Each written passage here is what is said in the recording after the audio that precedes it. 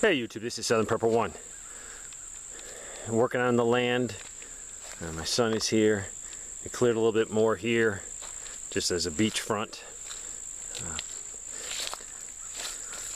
To show you a few things, show you what's been working for us. A lot of clearing needs to be done, and right now we're just doing it by hand. No equipment other than chainsaws and a heavy-duty weed eater with a metal blade on it for cutting small stuff. This was very thick in here. You can see because I got 3 piles just for this little area. I'm not mulching that stuff. I have so much of it, so if you say, well, you should mulch it, I got too much of it. Way too much. I don't have time to I don't even know where to put it. So I will be burning it. So, trying to get a few paths put in so I can get around the property better. We've been working hard. Having a piece of property this size, and really having any piece of property is a lot of work. Not something to take lightly. This is the flat land next to the river, and we've cleared a lot in the last couple days. Another huge pile, another huge pile. So we have to wait till it rains because we're sort of in a drought right now, so no burning now.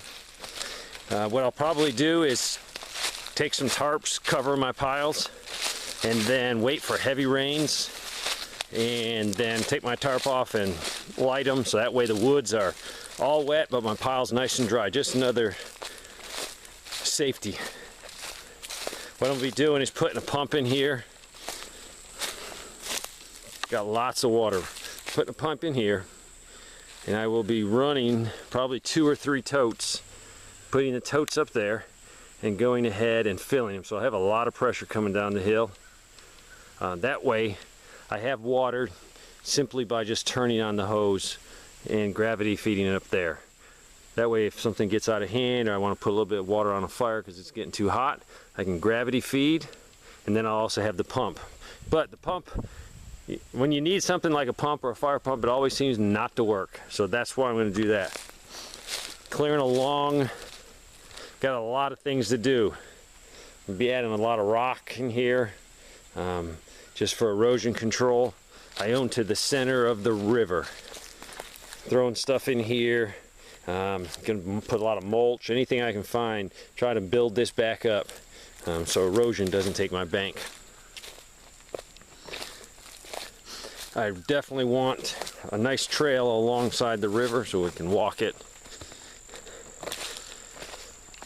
In this area, another pile, and then there's a pile after that.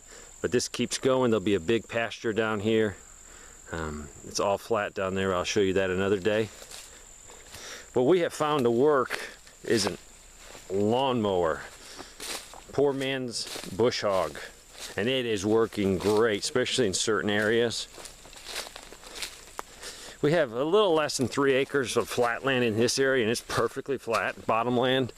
And that will probably eventually turn into a pasture. Right now what we're doing is getting all the underbrush, all the junk out of here, so we can open it up. Really not trying to cut any trees down other than very, very small trees. So first phase is get rid of all the junk, all the briars, all the underbrush, so I can open it up. And that's what I'm doing here. We started here about 10:30 this morning, and it is about 4:10. So we've killed ourselves, and we got from here all the way down to there. The key that really helped, this metal blade helps when it's really thick and to take out certain ones, but what has really helped is the lawnmower. I've raised it, the wheels all the way up, or the decking all the way up, and man is that doing a great job because it is mulching everything. So we go through and pick out the big stuff so we don't hit it, and then we take the mower through, and then after we're done with the mower, we'll come back and cut the ones that we don't cut with the mower. Just leave them. But it mulches everything up. It's worked better than I thought. As we move this way, it's working better and better. This is a little bit thick, but it still works great. You can run in there and just run it wherever you can go. Get in there and cut as much because it mulches everything up. And then go in there and get the ones that you're afraid to cut with the mower. And be careful. I'm really careful with the mower. It's got a terrible blade on it right now, so I'm not worried about wrecking the blade. The blade's already bad.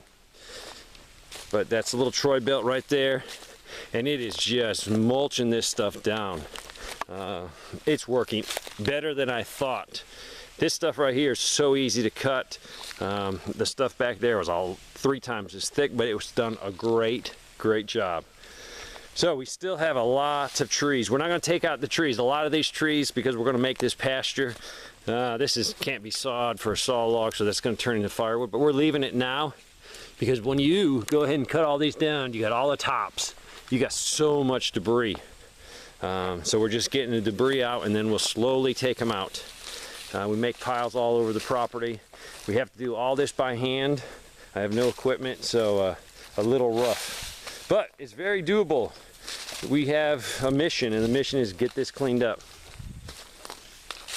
I have a buddy that will come over and help me, but you know what? I can do this by myself, so I'll wait and save him for when I need that heavy equipment. There are some good, very good saw logs in here that we'll be cutting up.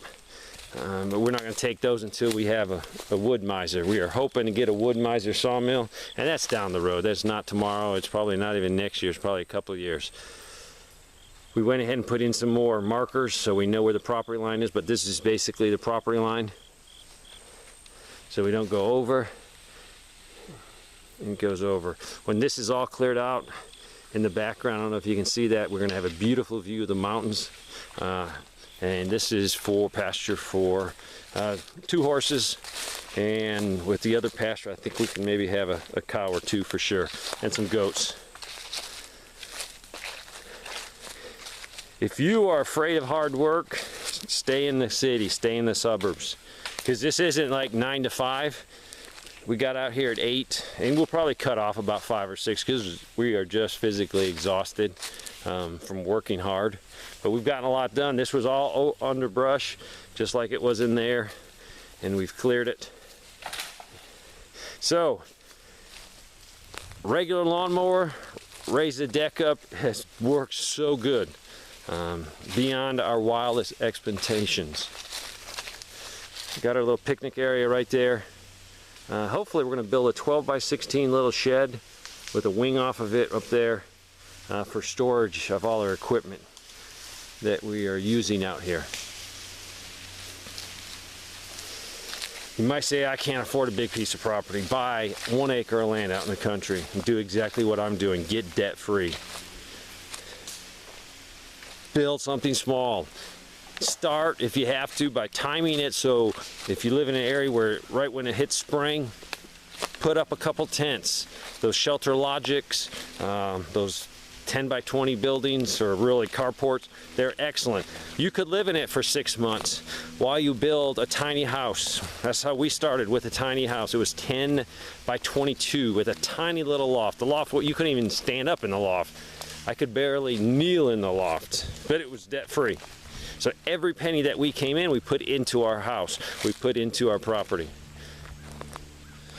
You gotta do it. If you keep doing the same thing people are doing, paying a 30-year mortgage, you're really not gonna get ahead in life. And that's the name of the game. And what I'm doing right now is for my kids. And my son is right alongside me. He's gonna be out of the Army hopefully in about 14, 15 months, something like that. So he has a place to come, place to build a house. And he's been cracking the whip on me. Just a few little water breaks, 10-minute lunch break. But that's good. I know a lot of kids are lazy. A lot of kids nowadays are so lazy they sit in front of a video game all day long. And my son is the exact opposite. I have been truly blessed. Truly blessed. Usually I gotta tell him, slow down. There's always tomorrow. But there's a little short summary of what we're doing out here. Lots to do. Thanks for watching.